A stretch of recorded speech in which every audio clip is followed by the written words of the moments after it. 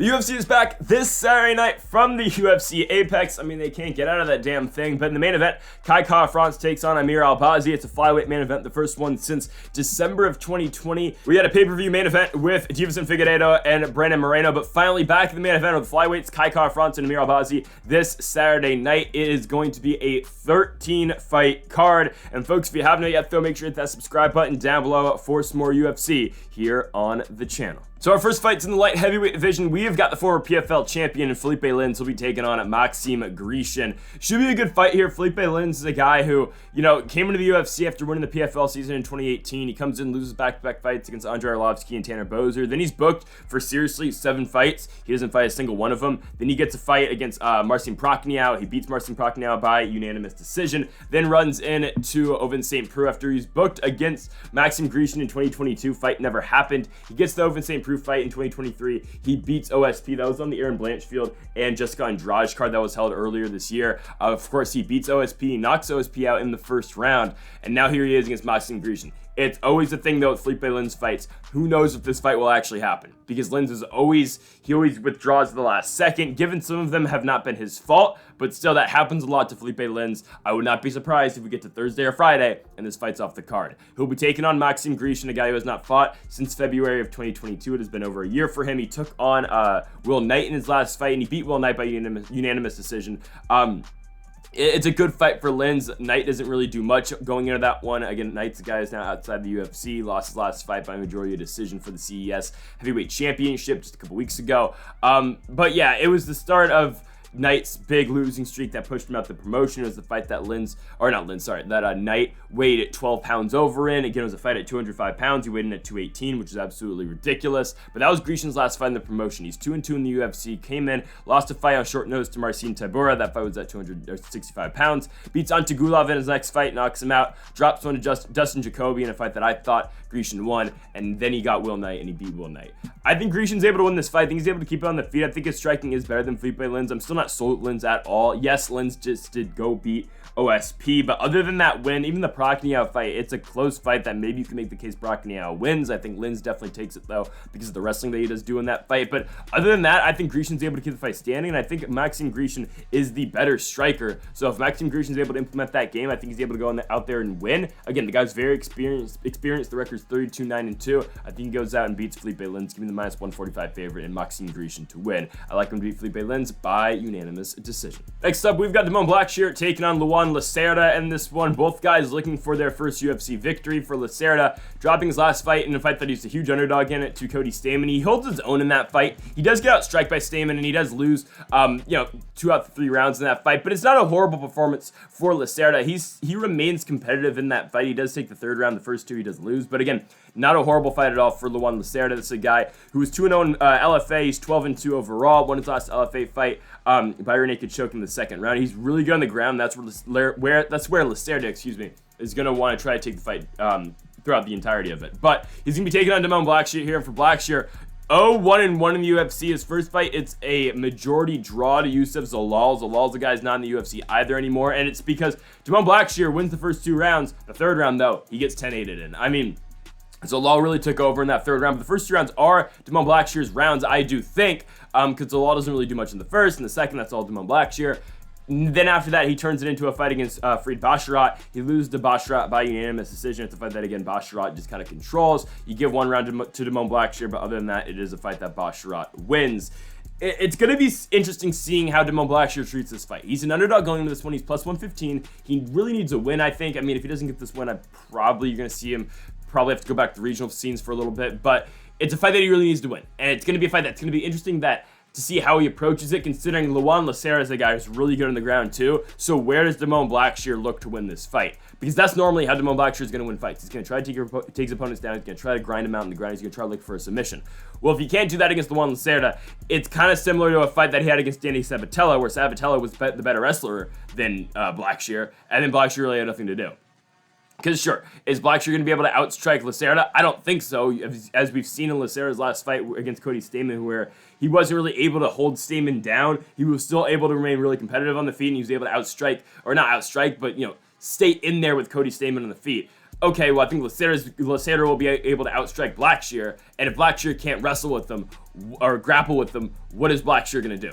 I'm going to take Luan Lacerda to win this fight. I think Lacerda is able to go out there. I think he's able to win it by decision. I wouldn't be surprised if he wins it by submission, but give me a decision win for Luan Lacerda. All right, so one of these fights at 115 pounds where if you put money on this fight, you are crazy. Elise Reed, Jinyu Frey. I don't know what to expect. Here we go. I mean, for Jinyu Frey, this is a fighter who started her UFC career 2-2. She drops her first 2 fights, but then comes back, wins 2 in a row against Gloria De Paula and Ashley Yoder, but now she's dropped back-to-back fights in a fight, a close one against Vanessa Demopoulos, and then loses one to Polyana Viana, where she gets knocked out in 47 seconds. Given the Viana fight, incredibly tough for her, because Viana, I think, is a lot better than Jinyu Frey. I know at the time I picked Jinyu Frey to win the fight, but now we get Jinyu Frey and Elise Reed. Jinyu Frey is an older strawweight. She's 38 years old. Let's just be honest with ourselves. She'll be taking on Elise Reed, who Elise Reed, I mean, she really hasn't seen all that much success either. Of course, she comes in the UFC, the CFFC strawweight champion, loses a fight to Sijara Eubanks, barely beats Corey McKenna, loses to Sam Hughes, beats Melissa Martinez, and then has dropped her last fight to Loma Lukboni by her naked choke in the second round. Now you get Jinyu Frey and Elise Reed. It's interesting because for Elise Reed, I mean, some fights she's decent on the ground as you look at her fight against Melissa Martinez, but then in other ones, it's just Reed's decent striking game that can win her fights at times. You look at the fight that she had against Melissa Martinez, which I would say is probably her best performance to date. She goes in there, she knocks down Melissa Martinez. The Corey McKenna win's not bad either, but McKenna really resulting to the wrestling. Elise Reed's trying to keep it standing. Elise Reed's trying to win the moments and the feet that the fight does take place in. And you get a fighter in Jinyu Frey, who again has lost back-to-back fights. She's remained competitive on the feet with the fighters such as Vanessa Demopoulos, Ashley Yoder, Gloria De Paula. Luke Boney fight wasn't all that competitive. The Kay Hansen fight, she gets submitted in the third round. But again, I think both fighters want this fight on the feet. I think on the ground, they kind of cancel each other out. So I think you just will see kind of a, let's just say it how it is, kind of a boring striking fight for 15 minutes. I'm not sold on either fighter, don't get me wrong. I mean, Jinyu Frey's 11-8, and Elise Reed is 6-3. So I'm not sold on either of these fighters at all. I think they're both not that great. Are either of them going to make a title run? Hell no. Reed's 2-3 in the UFC. Frey's 2-4. I'm going to be taking the slight underdog. I'm going to take Jinyu Frey in this one. I think Jinyu Frey's chin's probably going to be good since her last fight. It's going to be, just as a whole, back since the knockout against Polyana Viana, so I wouldn't be concerned about that. And it's not like Elise Reed's going to be knocking her out, even though, yes, Reed does have a knockdown in the UFC. I think Jinyu Frey's a little bit quicker on the feet. I think her striking's just a little bit better. I think that's really how you pick this fight, because, again, I don't think either fighter is going to have all that much success on the ground, so you basically just pick this fight on who you think's going to have more success on the feet. I'm going with Jinyu Frey in this one. Again, don't put money on this fight. I wouldn't be surprised at all if Elise Reed wins this one. It's a shot in the dark. Give me Jinyu Frey to win this fight. I like her to win by unanimous decision. And our next fight will be Daniel Santos taking on Johnny Munoz Jr. I already talked about this fight on the Cejudo and Aljamain Sterling card last month, so we're just going to roll that old prediction. Nothing really changes from it. We have got Daniel Santos taking on Johnny Munoz Jr. in this fight. For Daniel Santos, 1-1 in the UFC, coming off a win in his last fight over John Castaneda, beating Castaneda by knockout in the second round with the knee in his first fight, dropping one to Julio Arce by unanimous decision. In the Arce fight, that was in Jacksonville at UFC 273 in April. Arce just goes in there, kind of dominates him on the feet. Daniel Santos really can't get his game going. And in the second fight in the UFC, of course, against Castaneda, Castaneda actually drops him in the first round, and Castaneda puts on a really good performance in that first round. You could maybe make the case for a 10-8 for John Castaneda in the first, likely just a 10-9, but still, Santos in that second round comes back, really puts it on John Castaneda, and at the end of the second round, it drops Castaneda and finishes the fight. He'll be taking on Johnny Munoz Jr., a guy who is 2-2 in the UFC, his first fight in the promotion being a loss to Nate Maness, dropping that fight by unanimous decision in 2020, came back, beat Jamie Simmons by a rear naked choke in the second round, dropped his next fight in a minute to Tony Gravely, and then his last fight, a surprise to some, being Ludovic Shoilan by unanimous decision. He goes in there, he dominates. He doesn't really dominate Shoilan. He beats him 30-27 on two cards. Just Munoz goes in there and outstrikes him. I think Daniel Santos, though, is the better striker in this matchup. I do like Daniel Santos' striking game. Obviously, what we saw in his last fight, the knockout win that he did pick up. I think both these guys are very good in the feet. I think we're going to see, for the most part, just a stand-up affair between these two guys. I don't really think you're going to see much wrestling here. Munoz comes into this fight, and he's always really been a boxer. And for Daniel Santos, the kickboxing is pretty solid out of him as well. Santos coming in currently at this fight at -165. For Johnny Munoz Jr., we've got him at +140. I like the favorite in this one. I'm going to be taking Daniel Santos here in the opener for this card. Again, you look at what he's done so far in the UFC. The win over John Castaneda is huge in October of 2022. For, of course, Munoz again picking up a win the month after in November against Ludovic Shoilan, but I think Daniel Santos is a better striker. I think he's got more power, and I think he's more versatile on the feet. So that's why I'm going to be taking the minus 165 favorite in Daniel Santos to go in here and pick up the victory over Johnny Munoz Jr. And I think he's going to get it by knockout. I think it's going to be a back and forth fight on the feet, but I think opening up the card here in Newark, New Jersey, Daniel Santos picks up the win. He's going to get it done by second round TKO. How is Andrei Arlovski an underdog in this fight? It doesn't make sense. Yeah, Arlovski versus Don'Tale Mayes here.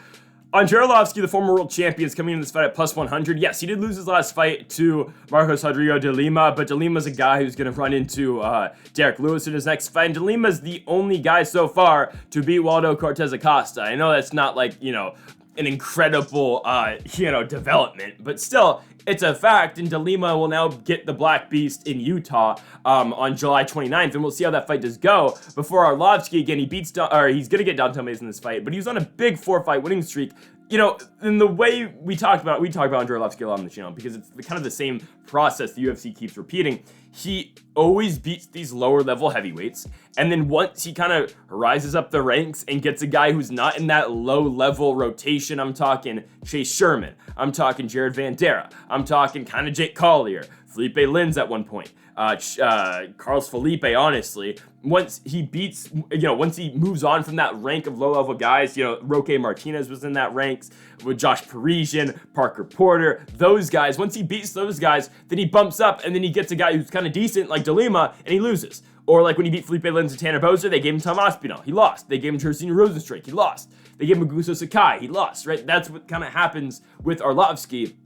Now, I'm surprised they haven't given him Parker Porter yet. I'm surprised they haven't given him Josh Parisian, because those are the type of guys that I'd expect Andrei Arlovski to fight. But they're giving him Don'Tale Mayes, who's really not he's not that far off that low-level heavyweight ranks, because you look at the guys that Mayes has fought. He came into the UFC, lost to Cito Ogan, he got heel hooked. He lost to Nascimento, he lost. He beats Roque Martinez, he beats Josh Parisian. He loses to Hamdi Abdullah, but for Hamdi, he was taking steroids or something. Fight didn't happen, no contest. And then Mayes ran into Augusto Sakai in his last fight, which wasn't all that long ago. It was really only 3 months ago. He loses to Sakai by unanimous decision. It's what we thought Sakai was going to do in a fight where, yes, Sakai lost the top guys, but when you give him the low-level heavyweight rotation, he's going to beat a lot of those guys. Arlovski's an underdog to Don'Tale Mayes, and I know he didn't look good in the de Lima fight. De Lima rocks him and puts him down early in the fight, sure. But you look at what de Lima's been doing to guys. I mean, you see the win over Ben Rothwell, the Maurice Green win, and the Maurice Green win actually wasn't that great, but the Rothwell win, the Arlovski win, the Cortez Acosta win. Yes, he has a loss to Blagoy Ivanov in there, but still, de Lima's been dusting up some guys recently. He's been looking pretty damn good. So it's no shame in losing to de Lima. For Don'Tale Mayes, will Don'Tale Mayes be able to put down and knock out Andrei Arlovski? I don't think so. Yes, Arlovski, his chin maybe not where it used to be, but still he's been able to kind of eat punches at times, and Don'Tale Mayes has not knocked anybody down so far in the UFC. His last knockdown came in the Contender Series, in 2019. And yeah, sure, Arlovski's not going to do that either. Arlovski's last knockdown comes, oh boy, let's look for it. The last knockdown Andrei Arlovski has got was back in 2015, where he knocked down Travis Brown at UFC 187, Rumble Johnson versus Daniel Cormier. That's the last time Andrei Arlovski scored a knockdown in the UFC. So yes, both these guys aren't known for that, and both these guys are kind of the heavyweights that will just look to achieve decision victories, and that's exactly what Arlovski is going to do. And it's so tough to beat Andrei Arlovski when Andrei Arlovski is fighting that style of fight, when Andrei Arlovski is trying to win a decision. Don'Tale Mayes is not going to be able to do it. Arlovski's going to stay on the outside, he's going to beat him, he's going to use his jab, he's going to beat him by decision. Andrei Arlovski wins again. Arlovski takes it by unanimous decision. Next up, we've got the UFC debut of Munin Gafurov, who'll be taking on John Castaneda in this one. Short notice call for Munin Gafurov in this fight. It wasn't originally supposed to be in for John Castaneda, but here it is. Castaneda 2-2 in the UFC after coming in from Combate. I remember it was just an interesting signing the UFC got Castaneda in the first place, because he was, he lost 2 out of his last 3 heading into the UFC. And yes, he was coming off a win over Marcelo Rojo, and that's a good win for him, considering Rojo is another guy who's been in the UFC as well. But Castaneda comes in, drops one to Nathaniel Wood, knocks out Eddie Wineland, then beats Miles Johns, submits him in a fight that I believe he was an underdog in. He was an underdog in the Johns fight, and then he loses to Daniel Santos in his next fight. Now he gets Munin Gafurov, and for Gafurov, this guy is 18-4, coming off 2 back-to-back wins in LFA.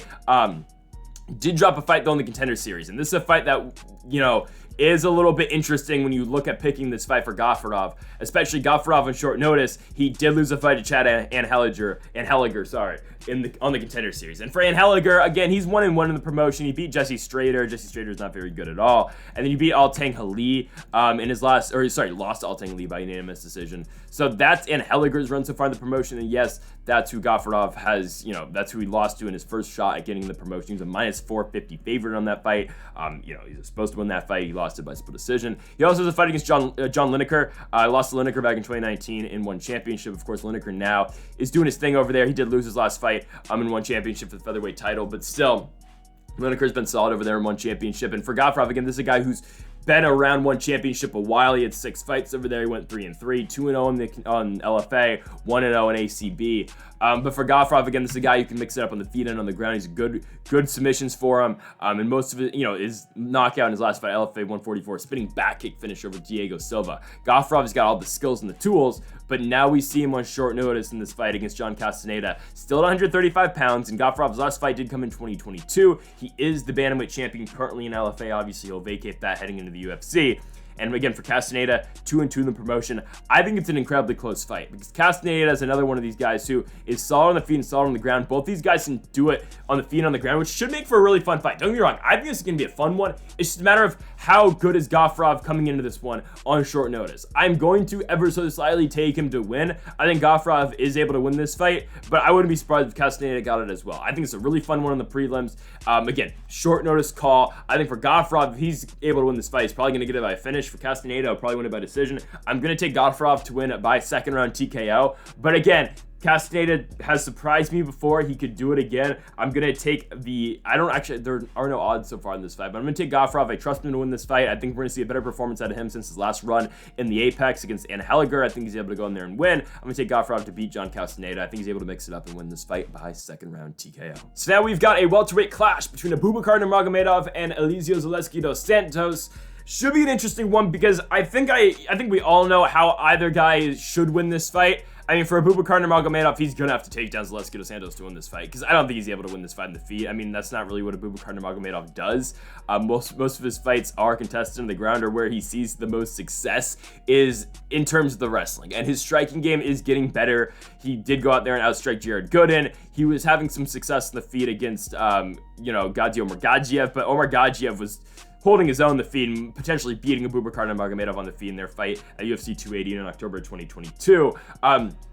So I think, Nurmagomedov's striking is getting better. But is it at the point where it can beat Elizeu Zaleski dos Santos on the feet? No, it's not. And for Zaleski dos Santos, his last fight, it was the fight against Benoit Saint Denis, UFC 267, the Blachowicz Teixeira card. He beats Benoit Saint Denis and he destroys him. It was that fight where the fight should have been stopped a million times, but Benoit Saint Denis kind of does come back towards the end of that fight. He takes a whole lot of punishment. Zaleski dos Santos outstrikes him in the second round, 94-28. It was an incredible fight for both guys, actually, but more for Zaleski dos Santos. But Benoit Saint Denis, I think the story of that fight was how Benoit Saint Denis was able to stay in the fight, even though it should have been stopped at multiple points in the second round. Anyways, Zaleski dos Santos outstrikes him at one point, 94-28 in one round. It was crazy. Before Zaleski dos Santos, he has not fought since then. He was booked against Munir Lazez last year on the Luque Muhammad 2 card. Fight didn't happen. Now he gets Nurmagomedov. And for Zaleski dos Santos, it's just been the inactivity for him. He's been in the UFC for a while, but recently we haven't seen him all that often in the UFC. We've only seen him, I think we've only seen him 2 times since COVID started, which is kind of crazy. We saw him against Muslim Salikov, UFC 251. He lost by split decision. Then against Benoit Saint Denis, he was booked against Shavkat Rakhmonov at UFC 254. Dodged a bullet with that one because Rakhmonov then got Alex Oliveira instead. But yeah, now you get Zaleski and Abubakar Nurmagomedov. Again, Nurmagomedov came to the UFC with, decent amount of hype, and then he got submitted by David Zawada in his first fight. Zawada, now a fighter who's in the PFL. He lost his first fight to Carlos Leal. They're going to give him Magomed Karamov in the next fight. He's not going to do well in that Magomed Karamov fight. But it's just interesting that, again, that was Nurmagomedov starting the UFC, losing to a guy in Zawada who's now out of the promotion, and now here he is against Zaleski dos Santos in a fight where, again, if Nurmagomedov is able to take Zaleski dos Santos down, I think he's able to win the fight down there. But if he's not able to take him down, I think Zaleski dos Santos is able to outstrike him. That's dependent on really where you think this fight's going to go. Because, again, Benoit Saint Denis is a guy who is a good wrestler, good grappler, and he went 2 for 14 in his takedowns against Zaleski dos Santos. And yes, I know Nurmagomedov is a lot better at takedowns and as wrestling and sambo than what Benoit Saint Denis is, but you got to take into account, yes, Zaleski dos Santos did fight that off pretty well. It has been 2 years, though. What do we see now at Zaleski? I'm going to take Abubakar Nurmagomedov. I'm not going to take the exciting pick, unfortunately, but I'm going to take the guy who I think can go in there and grind out a victory wrestling-wise. I think Nurmagomedov at even odds is able to go in there and take down Zaleski, especially as Zaleski has not been in the promotion or been in the octagon for 2 years. I think Nurmagomedov is able to grind it out. It might not be the most impressive performance. I think Zaleski will win a round. The round that Nurmagomedov's not able to take him down, but I'm trusting that Abubakar Nurmagomedov can take down Eliseo Zaleski dos Santos twice in this fight, and that's all he's going to need. Nurmagomedov is going to win by decision. Next up, we've got Jimmy Mullarkey taking on Guram Kutateladze here. For Kutateladze, his last fight, losing a split decision to Demirs Magulov. A very close fight in Austin, Texas on that Cater Emmett card. Very close. I mean, you go back and look at that fight. I don't know. I really have either way. Go back and watch it. I think Kutateladze won the fight. Honestly, I've been winning rounds 1 and 3. Is Magulov winning the second one? It's a close fight. Don't get me wrong. It's a very close fight. And for Kutateladze, his first fight in the promotion, he had a fight against Mateusz Gamrot, which, okay, the judges give it to Kutateladze. He doesn't win the fight. Gamrot 100% wins it. Kutateladze even thought that Gamrot won the fight. Rounds 1 and 3 are Gamrot's. The second round's Kutateladze's. They gave it to Kutateladze. It's crazy. But he's 1-1 in the UFC with the win over a top 10 guy, Mateusz Gamrot. And for his opponent, Jamie Mullarkey in this fight, Mullarkey has won his last 2 fights, the last one being a unanimous decision victory over Francisco Prado. It is Prado's first loss. Mullarkey beats him by decision. And before that, he had a really good fight against Michael the Menace Johnson. I thought he lost the Michael Johnson fight. Honestly, I thought it was really close, but I still had Johnson winning that one. But before that, from Mullarkey, loses to Jalen Turner, no shame in that. Beats Devontae Smith, beats Kama Worthy, drops back-to-back fights to Brad Riddell and Farziem. Kutateladze is a better striker than Jamie Mullarkey, and that's really where this fight's going to go. Mullarkey has gone a little bit to his wrestling recently, which should be an interesting wrinkle in this fight, considering Kutateladze's only fight in the UFC where he has been threatened with the takedown is the Gamrot fight, and Gamrot was able to shoot pretty successfully on him. I mean, 5 for 16 isn't great, but still 5 successful takedowns for Gamrot in that fight. So I think we will see some sort of a wrestling game out of Mullarkey in this fight, but he's just such a big underdog. Plus 260 for Mullarkey in this fight, minus 350 for the favorite in Kutateladze. I think Kutateladze is able to win. I think his striking is way better than Mullarkey. This guy's good. Again, 31 years old, the Georgian Viking in this fight. I wish we've seen him more often, honestly, because again, comes from the UFC, beats Mateusz Gamrot, has not fought much since. But I think this might be the time where we do see a Guram Kutateladze finish. I know Mullarkey's a guy who has been finished once by Jalen Turner, and I think Kutateladze is going to be the second guy to get it. I know he hasn't gotten it finished yet in the UFC, but this guy's got power.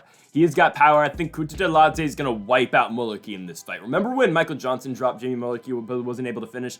I think Kutateladze is able to drop him, and I think he's able to connect and carry that out. I think Kutateladze is able to get the finish in this fight. Minus 350 is big, but I think if you parlay that with the finish here for this fight, you're looking at pretty solid odds for Kutateladze. I think he's able to get his first finish in the UFC. First round knockout for Guram here. Again, we would like to see him more active in the UFC, definitely. Again, he's 1-1 with a close fight against Magulov and a close fight with Gamrot. The sky's the limit for this guy, honestly. He's going to be a big player here in this lightweight division. I think he wins this fight against Mullarkey. Give it to me by first round knockout. Okay, so I think I trust the UFC knowing what they're doing for this fight, but it's kind of interesting that you get Silva here against the UFC newcomer and the LFA flyweight champion, or sorry, not LFA, Invicta flyweight champion in Ketlin Souza. It's just interesting considering, I mean, Silva has been really good so far in the UFC. She is 1-0, but still, you look at the Contender Series win too. Back-to-back wins, back-to-back submissions early. She's really good in the Botello fight. They now give her Ketlin Souza. I just think it's a little bit of a mismatch, honestly. Because I think Silva is just much better on the ground. 7 submission wins so far in her career. She has not lost a fight since 2019. And she's 15-4. All around a very good fighter is Silva. I think it's just a tough fight for Ketlin Souza here because Silva's really good at getting fights down to the ground.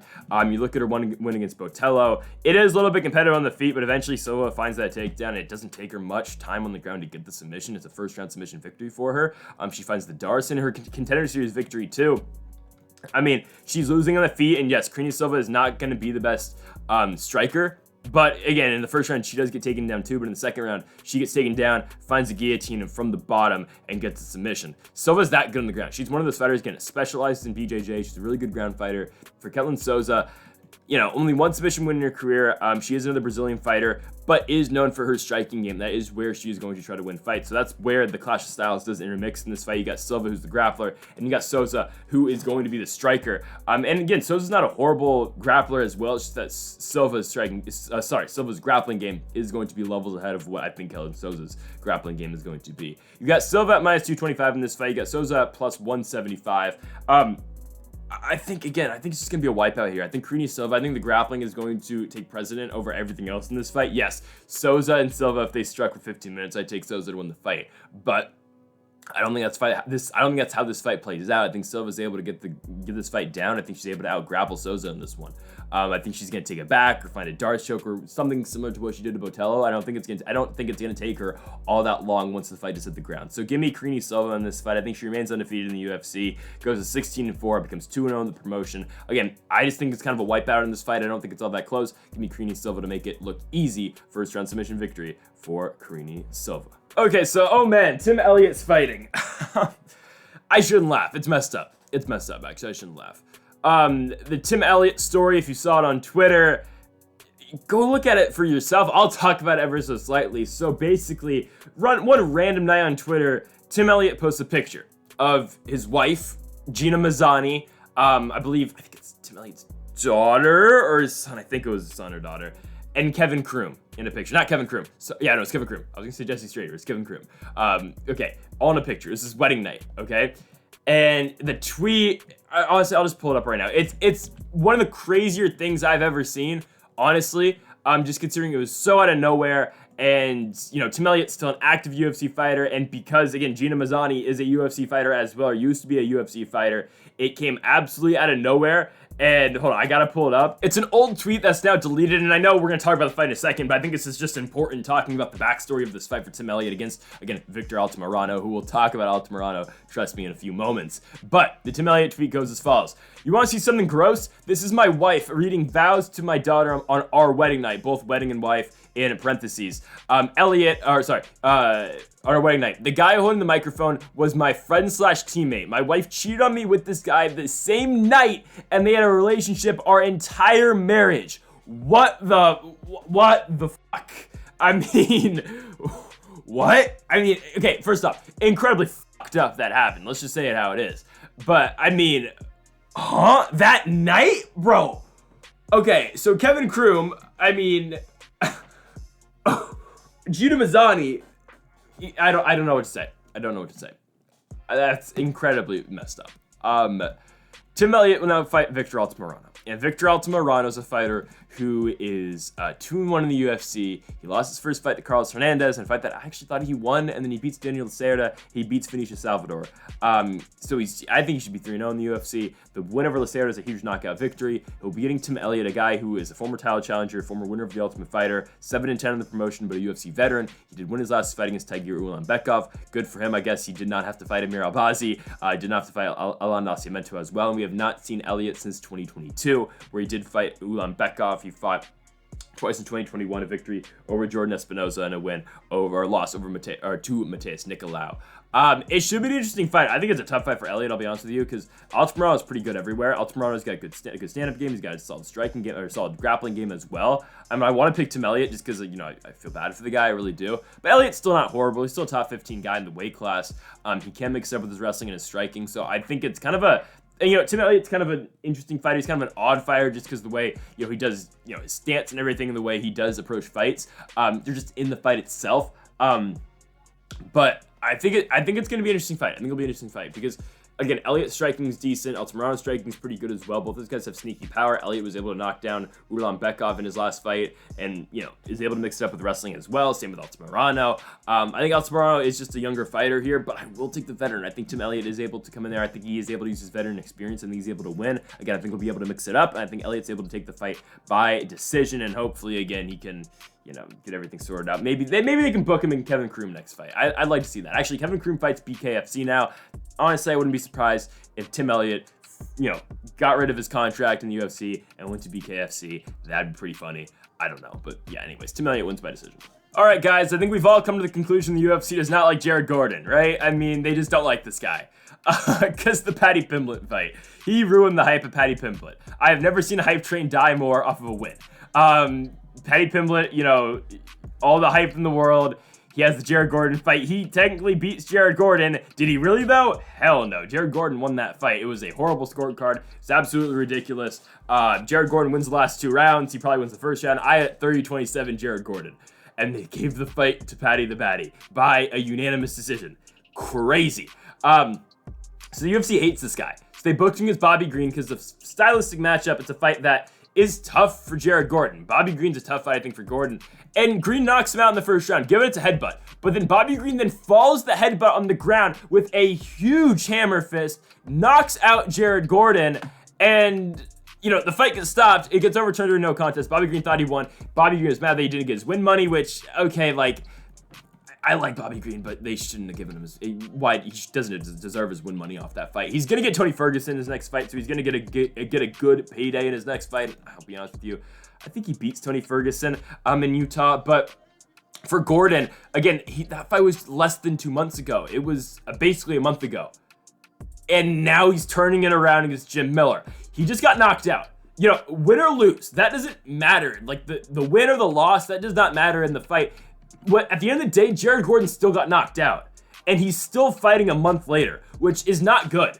I don't care if it was because of a headbutt or a punch. It's the same thing. Your brain still got scrambled. You still got knocked out. You should still take, I think, the very least, after a knockout, 4 months, I think is the bare minimum. And now it's just a month later, he's going to go fight a professional fight against a guy in Jim Miller who has the most fights in UFC history, who's 24-16 in the UFC, who recently has found his power and has found big knockouts. And now he's going to go fight him? Like, I don't like it. I don't like it. And yes, Jim Miller just fought earlier in 2023 against Alexander Hernandez. He lost by unanimous decision in a decent back and forth fight. He was booked against Ludovic Klein, which I think was a tougher fight, honestly, just because, again, I feel like Jared Gordon, if Jim Miller can hit him in the right spot, he's going to put him down. Don't get me wrong, skill-wise, Jared Gordon's a better guy than Ludovic Klein. 100%, I think so. I think so. That's close, but I think so.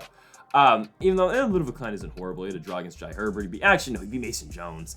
I don't know. But still, Jared Gordon's not bad, but if you take into account that his chin, he just got rocked and knocked out, I mean, yeah, of course, the skills aren't going to go anywhere, but for Jim Miller, all he's got to do is connect, and he's going to beat Jared Gordon. I don't know why not enough people are talking about this, because that seems like the way Jim Miller's, you know, it's the way he's won a lot of fights recently, and if he can just find that one big shot, he should be able to put down Jared Gordon and beat him. So I'm relying on the fact that I think Jim Miller's going to be able to find that shot. I think Gordon, again, he's a good fighter who can, you know, beat Paddy Pimblett, I think. He's a decent wrestler, but Jim Miller's got really good jiu-jitsu as well, so Miller should be able to fight that off. And on the feet, again, I think Miller's able to find that one big shot. I think Jim Miller's able to knock out Jared Gordon in the first round. Just because, again, Gordon just got knocked out. What's to say he's not going to get knocked out again? Jim Miller's going to knock him out in the first round and give it to the veteran. 8-10 Jim Miller wins by first round knockout. Co-main event time. Alex Caceres taking on Daniel Pineda. Pineda called for a big fight after his win over Tucker Lutz earlier this year in San Antonio on the Vera Sandhagen card, and he gets that big fight, not in front of the crowd, but he gets it in a co-main event spot against Bruce Leroy Alex Caceres. And Daniel Pineda, again, did mention after his last fight, well, hey, I have not won a fight by decision yet. All my wins are finishes, and it's true. Again, all 28 wins for Daniel Pineda have been by finish. He'll look to do it again against Alex Caceres, but Bruce Leroy's good. Bruce Leroy Alex Caceres is a very good fighter. Won his last fight where he knocks out Julian Erosa with a head kick. I think I picked Erosa to win that fight. I might have, I'm not sure. But I would know if Tapology kept the thing on the side where it showed you every one of your past predictions. No, yeah, I did pick Erosa to win that fight. Caceres proved me wrong, and Alex Caceres now gets the fight against Daniel Pineda. Still ranked, I believe Caceres is number 14 in the weight class. Dropped to fight to Sodiq Yusuff. I mean, it's going to happen to you. Yusuff is pretty good. Yusuff beats him by unanimous decision. We haven't seen Yusuff since the Don Shainis win late in 2022, where he's a minus 1,000 favorite in, so I don't know where Yusuff is now. But for Caceres, again, he's been putting it together. I mean, really, since COVID, the guy's been very good.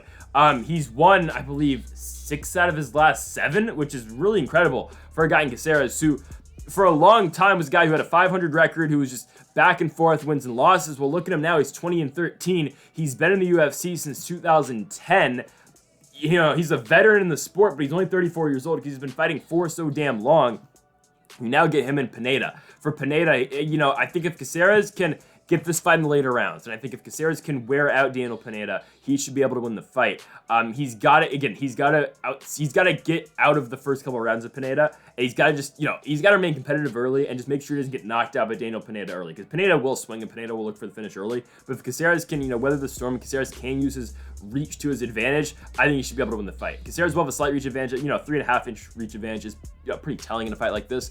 And again, Caceres is the favorite, minus 175. If he's able to keep distance from Pineda, he should be able to win. He's not going to match Pineda power for power, definitely not. But striking-wise, if he's able to, you know, out-volume Daniel Pineda, he should have a very good chance in this fight. If he's able to stay in his face, mix it up a little bit. Again, not get caught in a submission or something, because Pineda, again, does have skills everywhere. He's a really good submission artist. He does have power as well. He will throw big shots as well. But again, if Caceres can stay in his face and Caceres can just make sure to avoid, you know, the big, you know, efforts that Pineda is going to make to finish the fight, I think Alex Caceres should win. Again, you look at his last fight, it's a good win where he does get the finish. Will he get the finish against Pineda? I don't know. Caceres' grappling game is underrated as well. He's just another one of these guys who is just good everywhere, and on any given night, he can hit you with a different angle. I think Caceres wins by decision. I think this fight does go the distance. I think Caceres will have points in this fight where he does have Pineda in some trouble. I don't think Daniel Pineda takes damage the greatest, honestly, because again, in Pineda's second run in the UFC, he is only 2-1. He was coming off the PFL where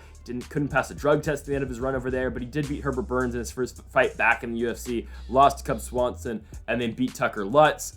If Caceres is able to finish him like Cub Swanson, that'd be great. I don't think he's going to be able to. I think this will be a fight where, again, it does go the distance, but Caceres is winning and he is getting ahead. So give me Alex Bruce Leroy Caceres to beat Daniel Pineda. I think we'll get it done by unanimous decision.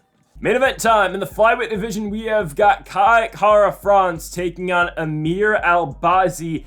Even odds on both sides here. First main event for Kai Kara France. First main event for the Prince, Amir Albazi. We will start with the Iraqi fighter here in Albazi. Undefeated in the UFC, 4-0, only one loss in his professional career. That comes back in 2019 in Brave CF. But since then, a huge winning streak in the UFC. Comes in, submits Malcolm X Gordon in his first fight by a triangle choke on the Figueiredo Benavides 2 card on Fight Island. Beats Zhalgas Zhumagulov after that by unanimous decision. Submits Francisco Figueiredo at UFC 278 in, I believe that was in Utah. Yeah, it was the Utah card. And then it goes in and beats Alessandro Costa in his last fight in the Apex third round TKO victory for Amir Albazi in that fight. Big uppercut, finishes it on the ground after that. His opponent, Kai Kara France, the former world title challenger, at least for the interim championship, lost to Brandon Moreno in his last fight. Moreno with a picture-perfect liver kick folds Kai Kara France. Moreno wins the fight on the ground after that. I mean, really, it was that kick that ended things. I don't even think Moreno needed anything on the ground after that. Kai Kara France got folded. Again, nothing Kai Kara France can do about that. It was